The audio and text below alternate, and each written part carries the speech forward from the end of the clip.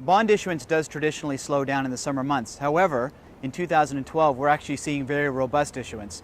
A combination of low interest rates and tight credit spreads has made it a very good environment for issuance, and so we've seen continued heavy issuance both in the Canadian and US markets.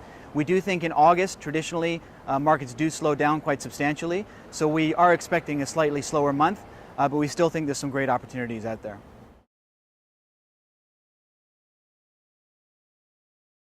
It certainly presents challenges to fixed income investors. While we see interest rates go down, it creates more volatility in the fixed income portfolio. It becomes more difficult to achieve returns and income, and certainly puts into question the ability to achieve the traditional fixed income objectives of capital preservation, low volatility, and consistent returns.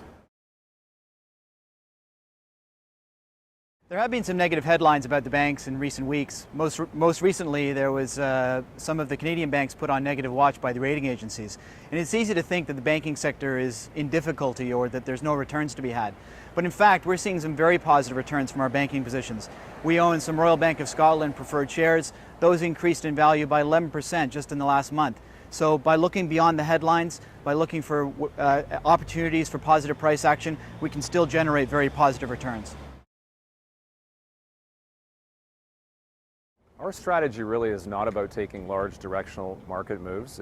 Our strategy looks to immunize the portfolio against those kind of market moves. We employ long-short strategies. We're active managers, and that's what really differentiates us from traditional bond funds, traditional corporate funds that have a lot more market beta, market directionality, and allows us to achieve the objectives that we set out for this, which we're preserving capital and having a low volatility strategy.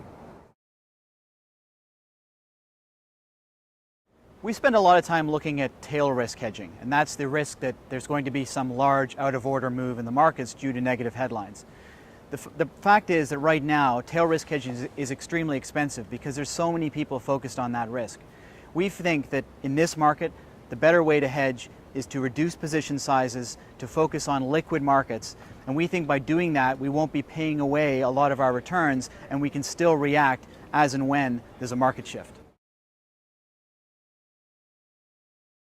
They're challenged. They're looking for answers, they're looking for ideas, they're looking for opportunities to achieve the traditional objectives that they set for themselves in fixed income, that being preserving capital, having a low volatility strategy away from equities, and getting some consistent returns. And to be honest, I think a lot of them have come to the conclusion that those objectives are going to be nigh impossible to achieve in traditional fixed income, and they're looking at strategies like the one that we employ in the Lawrence Park Credit Strategies Fund.